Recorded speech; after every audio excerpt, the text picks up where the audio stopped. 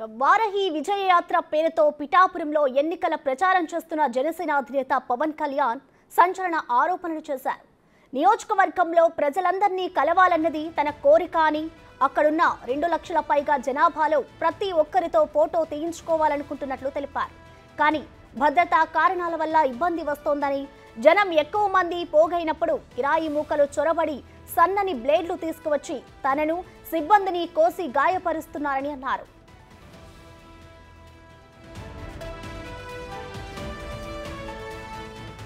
ప్రత్యర్థి పార్టీ పన్నాగాలు తెలిసే భద్రత మరింత కట్టుదిట్టంగా ఉంటే బాగుంటుందని జాగ్రత్తలు తీసుకుంటున్నట్లు పవన్ కళ్యాణ్ తెలిపారు.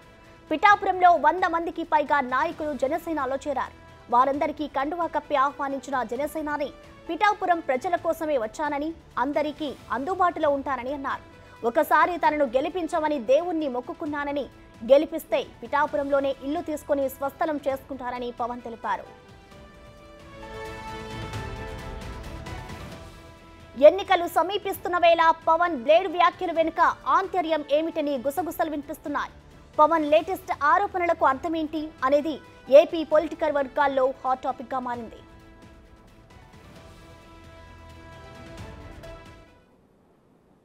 నేను కనీసం రోజుకి ఒక 200 మందికి పిలిచి నేను ఫొటోస్ ఇస్తాను. నేను కాకపోతే అంటే ఎందుకు మనకేంటి కొన్ని ప్రోటోకాల్స్ పాటించకపోతే ఏమైపోద్ది అంటే, చాలామంది కొంతమంది ఈ కిరాయి మూకలు ఏం చేస్తారంటే, ఎక్కువ మంది వచ్చినప్పుడు సన్న బ్లేడ్లు తీసుకొచ్చి కట్ చేస్తూ ఉన్నారు సెక్యూరిటీ వాళ్ళని కూడా, నన్ను కూడా.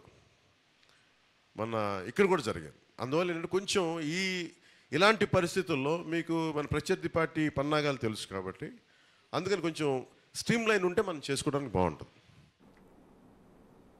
దీనిపై మరింత సమాచారాన్ని మా ప్రతినిధి రాజేష్ లైవ్ అందిస్తారు.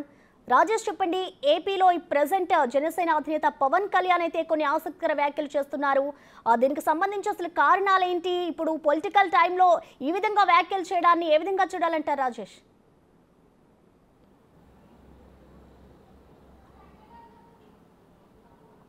Good morning Prasanna. జనసేన అధినేత పవన్ కళ్యాణ్ పర్యటన 4వ రోజుకు చేరుకుంది. గత 3 రోజులుగా పవన్ కళ్యాణ్ పిఠాపురంలోనే ఉన్నారు. మొదటి రోజు అయితే చేబ్రోడ్ వద్ద భారీ బహిరంగ సభ ఏర్పాటు చేసి విజయబేరుపేటతో సభ ఏర్పాటు చేశారు.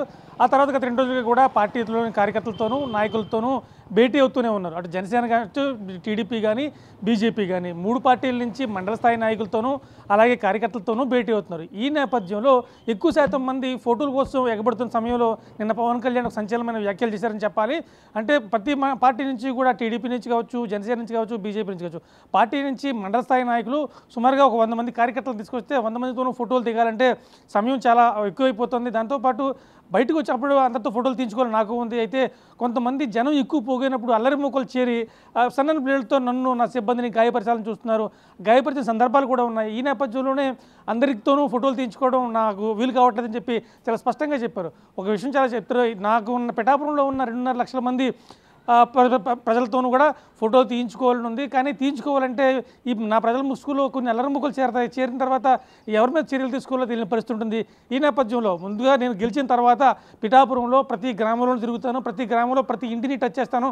ఇంటిని టచ్ చేసి అక్కడే నేను మీ ఇంటి వద్దే నేను ఫోటోలు తీసుకుంటాను. అప్పటిదాకా కూడా ఈ ఫోటోల కోసం ఏదైతే కొంచెం ఎగబడకండి. అలాగే పార్టీ నాయకులు, కార్యకర్తలు కూడా, నా అభిమానులకు కావచ్చు, వీళ్ళందరికీ కూడా ఒకటి స్పష్టంగా చెప్తున్నాను, కాస్త సమయంలో పట్టండి. ఈ ఎన్నికలు అయిపోయిన తర్వాత పిఠాపురంలోనే ఉంటాను కాబట్టి ఖచ్చితంగా ఇక్కడ నేను 1,00,000 ఓట్ల మెజార్టీ పైతో గెలుస్తాను. గెలిచిన తర్వాత ప్రతి గ్రామంలోనూ కూడా తిరుగుతాను. ఎందుకంటే ఇప్పట్లా కాకుండా వారాహి మీద వచ్చి వెళ్ళిపోవడం కాకుండా ప్రత్యేకించి ప్రతి గ్రామంలోనూ కూడా ఒకరోజు ఉండే విధంగా ప్లాన్ చేసుకున్నాను. అలాగే గ్రామానికి సంబంధించి సమస్యలకు సంబంధించి ఒక యూనిట్గా తీసుకుంటాను. అక్కడ దాన్ని మేనిఫెస్టోగా పెట్టుకుంటాను. సుమారుగా ఈ పిఠాపురం కాన్స్టిట్యున్సీకి చేయాల్సిన పనులు, అభివృద్ధి కార్యక్రమాలు ఏవైతే ఉన్నాయో అవన్నీ కూడా నేను ఒక మేనిఫెస్టో రూపంలో నేను చేయగలిగేవి మాత్రమే మీ ముందు ఉంచుతానని చెప్పి చాలా స్పష్టంగా చెప్పబడుతుంది. ముఖ్యంగా చెప్పుకోవాలంటే పిఠాపురంలో ఈ రోజుకి కూడా మంచి మల్టీ స్పెషాలిటీ హాస్పిటల్ లేదంటే ఖచ్చితంగా ప్రభుత్వ వైఫల్యం అని చెప్పుకోవాలి. ఒకవేళ నేను గెలిస్తే కనుక ఖచ్చితంగా ఇక్కడ మల్టీ స్పెషాలిటీ హాస్పిటల్ నిర్మించి చేస్తాను. ఒకవేళ ప్రభుత్వం తరపున కనుక ఆలస్యం అయితే కనుక ఖచ్చితంగా నా సొంత మనుషులు ఉన్నారు, కొంతమంది నాకు అత్యంత సన్నిహితులు ఉన్నారు, వాళ్ళతో తీసుకొచ్చి ప్రభుత్వ సహకారం లేకపోయినా కానీ వాళ్ళతో నేను మల్టీ స్పెషాలిటీ హాస్పిటల్ కట్టించి ప్రజలకు అందుబాటులో ఉండేలా చూస్తానని చెప్పి చాలా స్పష్టమైన హామీ ఇచ్చారు. ఇంకా పోర్టు కావచ్చు, అలాగే చేనేత కార్మికులు ఆ చేబ్రోలు గొల్లప్రోలు మండలంలో ఎక్కువగా పట్టు పరిశ్రమకు సంబంధించిన కార్మికులు ఎక్కువ మంది ఉన్నారు. వాళ్ళందరికీ కూడా ఇప్పటిదాకా కూడా మార్కెట్ చేసుకునే అవకాశం లేదు. ఎంత పెద్ద పట్టు చీరలు ఇక్కడ తయారవుతూ కూడా ఇక్కడ నుంచి సరైన ధరకు అమ్మలేకపోవడం, వాటిని మార్కెట్ చేసుకోలేకపోవడం, రకరకాల సమస్యలు ఏర్పడుతున్నాయి. అలాగే పశువులకు సంబంధించిన భారీ బహిరంగ మార్కెట్ ఉంది. అక్కడ పశువులు క్రయ విక్రయాలు జరుగుతూ ఉంటాయి.